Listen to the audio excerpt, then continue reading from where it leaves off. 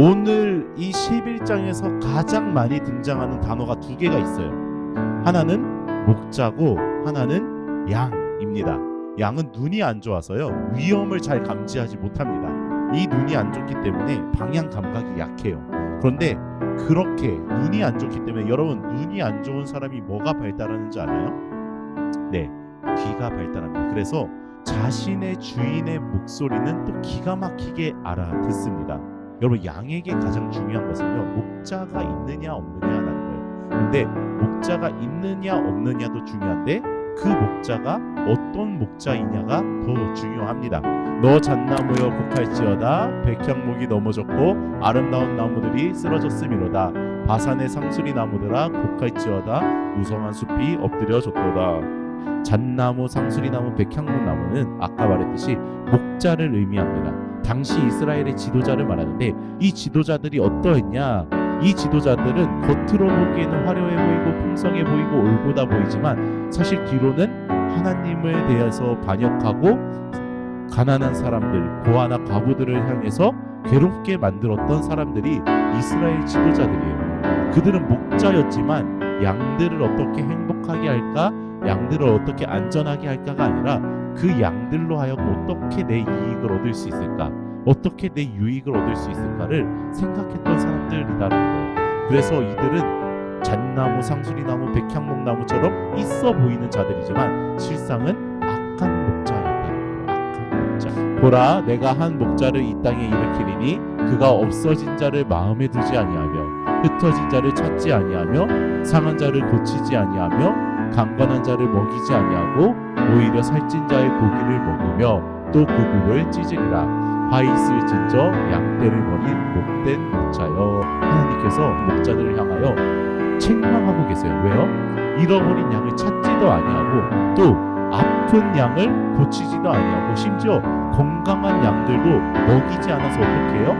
야위게 만들어 놓는다라는 거예요. 심지어 그나마 살찐 양들도 어떻게 한다고요? 그 고기를 먹을 뿐이다라고 말을 합니다. 그렇다면은 이 목자들에게 잡혀있는 양들은 그럼 또 어떤 양들일까요? 그것은 이스라엘 백성들을 말하고 있는데요, 하나님은 양과 같은 이스라엘 백성들에게 이렇게 말합니다. 여호와 나의 하나님이 이르시되 너는 잡혀 죽을 양떼를 먹이라. 내가 잡혀 죽을 양떼를 먹이니 참으로 가련한 양들이라. 그들은 잡혀 죽을 수밖에 없는 양들이래요. 왜요? 못된 목자를 따라가는 양이기 때문이에요. 사실 오늘 본문에서 나오는 양들은 단순히 이스라엘 백성들뿐만이 아니라 사실 우리를 이야기하고 있는 것입니다. 우리도 양들과 같아요. 그러니까 선한 목자의 음성을 듣지 못하면 우리는 그냥 우리가 가고 싶은 대로 가고 우리가 하고 싶은 대로 하고, 그것이 잘못된 길인지 그것이 사망으로 가는 길인지 모르고 그 길로 걸어가다가 결국 죽음에 이르게 되는 인생이 사실은 우리들의 인생이었다라는 것입니다. 우리는 양 같은 자들인데 과연 어떤 목자를 따라가는 양인가요? 선한 목자이신 하나님을 따라가는 양인가요? 아니면 악한 목자인 세상을 따라가는 양인가요? 여러분, 세상이라는 악한 목자는 우리를 어떻게 대할까요? 오늘 성경에 나온 모습 그대로 똑같이 대합니다. 여러분, 세상이 우리를 마음에 품고 있을까요?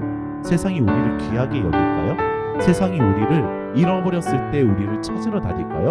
세상이 우리를 고쳐주나요? 세상이 우리의 상처 아픈 그 상처들을 낫게 해주나요?